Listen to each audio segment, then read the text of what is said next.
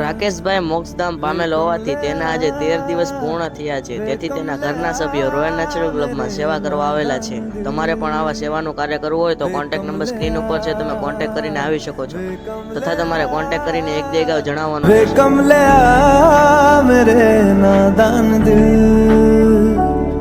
दो नैनों के पेचीदा सा गलिया रे इनमें खोकर तू मिलता है कहाँ तुझको अंबर से पिंजरे ज्यादा प्यारे उड़ जा कहने से सुनता भी तू है कहाँ गल सुन ले गल सुन लिया वे कमलिया मेरे नादान दिल वे कमलिया वे कमलिया वे कमलिया।